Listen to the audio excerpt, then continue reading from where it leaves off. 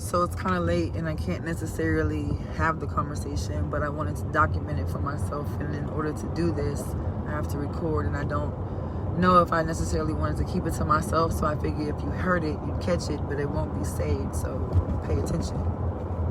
There is this process of growth that is so painful that sometimes you get plucked from the root, and other times you get taken aloof. Like literally, you watch things you love go awry, and we wonder why things happen. But if you would just not be so distracted by the things you thought should go the way you thought they should, and accept the things that are going the way they are, it's a lot easier to stay here, in this place of awareness. So you're no longer feeling like what's happening and all of the chaos and confusion that comes with those questions, when you can make the statement and not worry about the placement of the words because it wouldn't work. But maybe if we did do what they said and thought first, like, are my words worth your attention? Do you value what I give you? Is there any substance that you take from anything I ever speak? Do you think that this is me playing? Do you have any idea the way I arrange them? I don't have a clue. I couldn't tell you the last 3 words I said, let alone the beginning of this, but I know that this is supposed to be done. I told the how-to. You write the poem so you can have the conversation. And too often we are elated by the idea that we could get it done in such a small frame, but that was just an image. I mean, this picture you've depicted, I find your imagery to be so breathtaking, but I'm still suffocating. Give me your truth. Give me the blues, give me the tunes, give me the things that you do just to get past the view that you can't seem to see through. Let me know you. There's a beauty in overcoming and the fear of finding yourself still stunned by the surprise that they did not comply. I mean, literally, you was going so deep. But your own fault for not checking in to make sure they could swim. I figure it was too deep. I mean, oceanic be them thoughts, let alone the relativity of your existence. But did you not fail to listen? Newton's law was something they paid attention to. Never seemed to understand how objects could stay in motion until they were interrupted by the, what's that over there view? So often we are distracted by the thoughts and those who don't, and wonder why we can never stay on track. Our wheels go veering off to the tones, and we don't understand what it is to be exposed, be naked, or don't come near me. Because there's absolutely no reason for me to be uncomfortable because you ain't comfortable with yourself. I can see you. And at the same time, I am not immune to being seen, to being ignored, to being so far from enough, to feeling so low. I am not immune to the pain. I am not immune to the impact of people's absence or their empty presence. Just checking off lists, wondering why nobody noticed because they never put themselves in it. This is a beautiful reflection. Not a depiction of a truth that I'm only holding on to, but this is a relevant connection, because I know the relevance is something that some can depict, but even those who have no idea, you can still have an idea of what it means for you. I love what I do. But what does it mean to you? Do you have any idea what it was like for me in the beginning? It would have never had made sense had I not said it again. It became a ritual. I would sit in my favorite chair, place my fingers on the right keys, and let my lyrics flow. Up and down, side to side. At times, my fingers moved so swiftly, I forgot they were mine. Those were the moments I could release all of my inhibitions and never worry about someone not wanting to listen. Counted steps preceded by hesitation led to mental constipation, forcing the realization of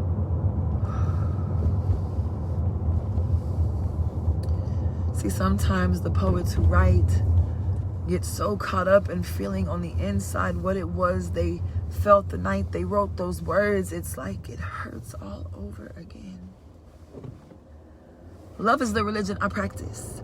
I laughed at the fools who acted like the rules weren't meant to control them, as though high men weren't broken. They've been as sodomized by true lies as rape victims, unwillingly sacrificed to points their faith was compromised. I'm sick and tired of having to compromise what I believe in. I know you think I'm afraid. I know you believe it is my inability to admit it, but honestly, what bothers me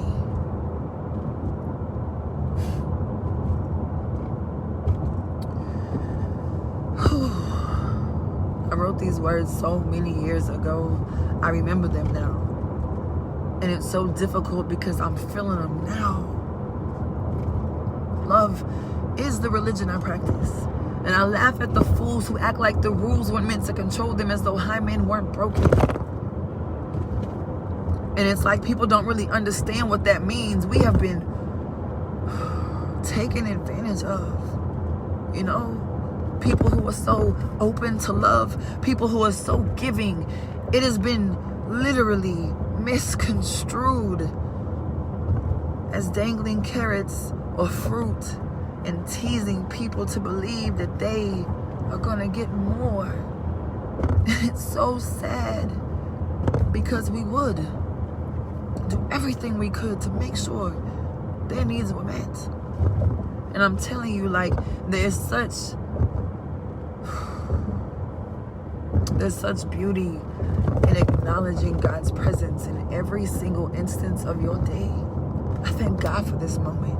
And I'm so appreciative that as I'm able to flow, I can do so much more for myself and you, because I can literally slow myself down and breathe through these words and feel through this hurt and understand that even when I don't, He does see me through. Man, my mind is so beautiful. Like, I'm not even trying to be cocky. I'm literally just feeling what I just said, because that one hit me. Like, on El Dorado, I have a track where I say, I think I crave trust more than people crave attention. And I do. And I feel like, you know, in the power of forgiveness, you have to acknowledge that in someone, at least someone's story, you were the antagonist. Because from their perspective, you didn't fix it, you couldn't handle it, you didn't stay. And a lot of times, you know, people don't like to admit that they care about what people think of them. I used to always say, I don't care what nobody think about me, until I realized they thought bad things. And it was like, well, wait, what am I revealing and what's not being shown to me when I'm asking to see what I'm to do with this? You know, to find value in my own reflection. I'm teaching people to do what I'm learning to do. And I know it's not easy for you, because I still drop tears when I see me. It's like, how long are you going to take to give you what you give them? And I figure that this lesson, though painful, is so necessary. Because in turn, I go back and I tell them what I've learned, and I understand that this is just an understanding. I am so grateful for love. So grateful. I'm so grateful that it is the religion I practice. And I still laugh at the fools who act like the rules were meant to control them, as though high men weren't broken. You know, those the play on word, right? Because the concept of, you know, sexual terms, but no, like high men, like Humpty Dumpty, like, you know, placed on pedestals, and that does not mean you're immune to breaking down. I talked to a man this evening who admitted that he's not a supporter of little boys sharing their emotions, and I'm like, I respect that. But I couldn't be me and not tell you how detrimental that is. And it's all about perspective, I suppose. But for somebody who doesn't necessarily know that they could have gone through life feeling, maybe they'll reconsider the process of sustaining a life that has no other option but to be in their presence under their household, and give them space to breathe. So like I wanted to document this and just like, you know, show a little more about myself, because somebody I really respect on the mic told me that I was one-dimensional. And all I could think was, you must stop listening when I say give me a number 1 through 10. Maybe it's the process of not believing that I can do this over and over again. I am still talking the same way, it just be poetic. I figured that since I am the Wordmatician, you can just listen and flow with me. But see, Perry McCreary just got online, and I know that your mind is something divine. Baby girl, please give me the words that you feel, because I figure if we are in the same space of our thoughts, that we can still relate, because I know we had plans months ago to create. Y'all, I made a year on April 24th not being on a microphone on a big stage, and I have to tell you, it was my biggest mistake, my regret of 2019. I really believed I did the right thing, and maybe in a sense I did, because it gave me an opportunity to live without art and feel myself fall apart and understand the value of the words I was given. Long live the arts. And when Harvey washed away all of my writing, I figured, well, it's okay, because God lets me keep going. So I asked for support, and so much love was shown, gave me enough money to get hours enough to record over 100 tracks, and I have only released half, and I'm ready to give you more. But it's like the security system of my thoughts, like, is it even worth it?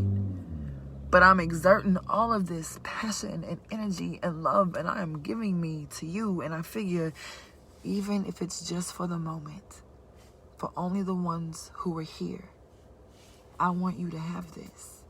And I know that, you know, some may say, oh, that was worth keeping. But no, I'm just grateful for your presence. So you get this. And there's a beauty in understanding how splendid it is to be so obedient that I no longer fear the words that would come from my lips. Yet and still, I'm not immune to anger. And dear God, I have learned so late in my life how detrimental that is.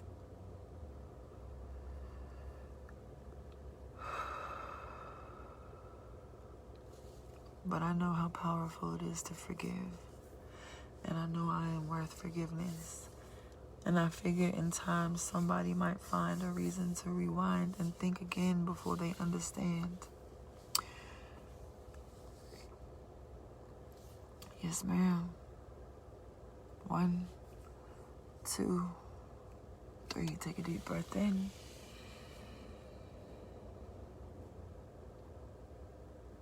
And slowly exhale. Y'all want to hear a testimony though? Man, this is like a page. So here I am experiencing the process of this new reality where I'm on a medical leave because I have completely lost my bearing and my job decided not to pay me. But I had a plan. I had a meeting with incredible people, and we wanted to talk about the manifestation of all the riches we would bring to ourselves so we could do for the community what we want with our whole heart. And we wound up at this Black-owned coffee shop on Alameda, and immediately I saw this flyer that said trauma cure. And it was an acronym, and I'm just like, creatives using real empathy to cure trauma. Her name is Dr. Alana, and she just told me, please do not let your amygdala win. Your words are helpful and healing for many. Push past fear and operate in love. This woman is a genius. She retired as a trauma psychiatrist, and now she is empowering people by educating them on how to heal their amygdala, push past fear, operate in love, be creative, and use real empathy. I mean, like, she's so amazing.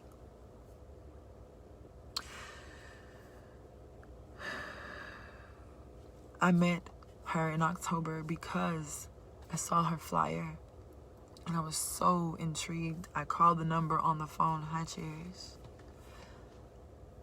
And she welcomed me after this extemporaneous elevator spiel of why I thought her event was going to be so amazing. And she invited me to speak. And I brought others with me.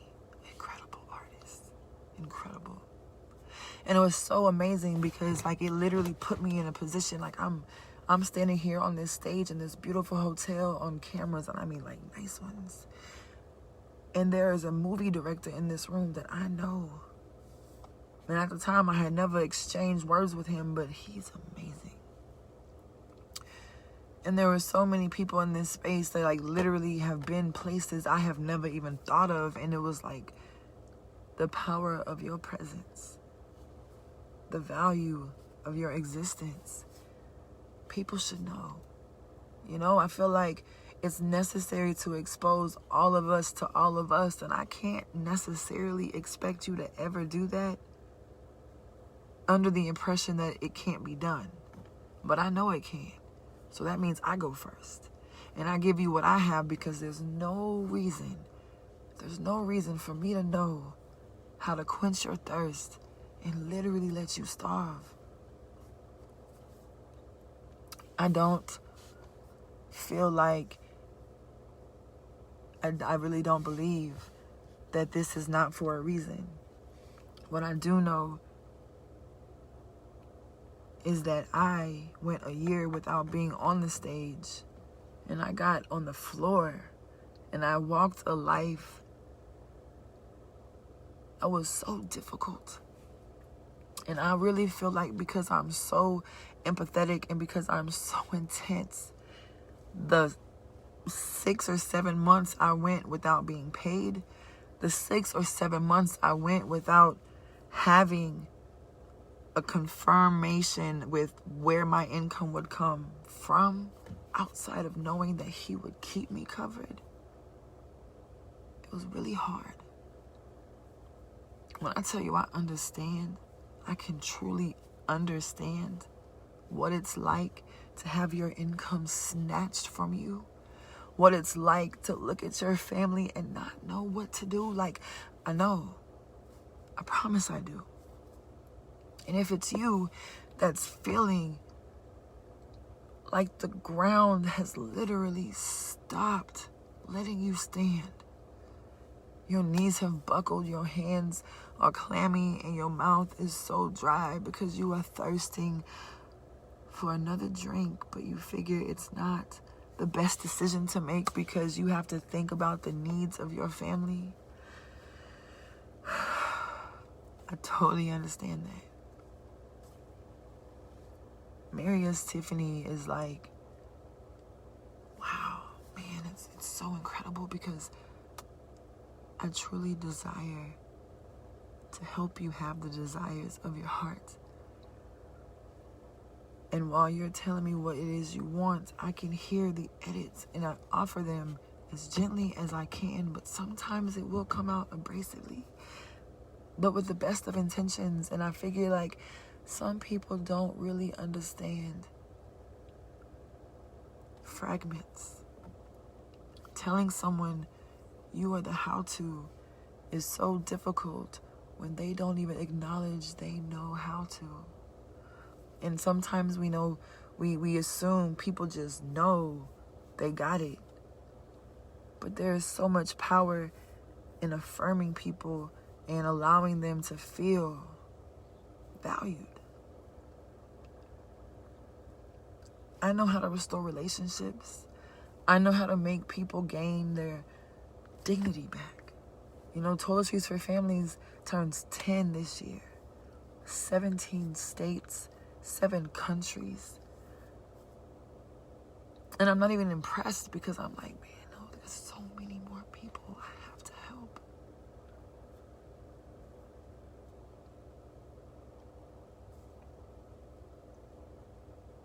But I just keep getting poured into, and even though things have been taken from me, and even though I have been punished for the things I have done, I accept things as they are. because I told God I only wanted what was for me.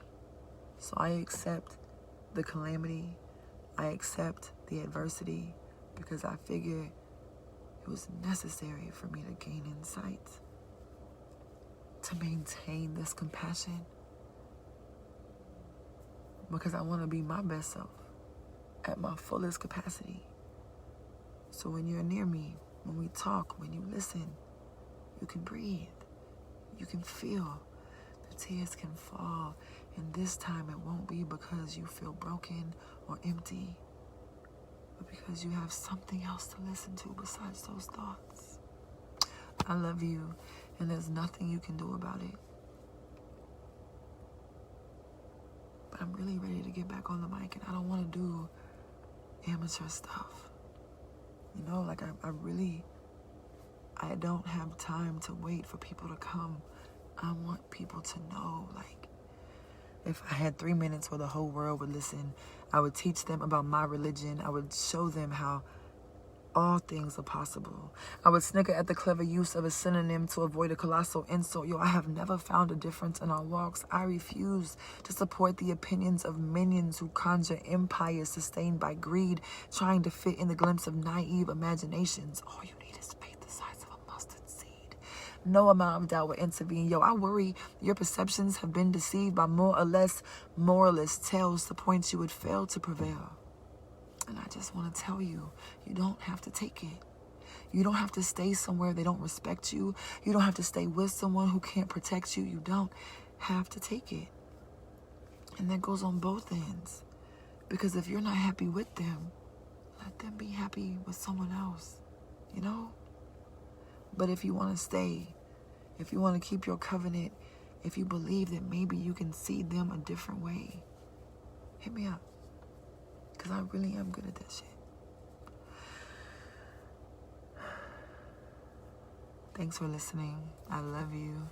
I'm not saving the video, so if you have anything you want to tell me, send me an inbox.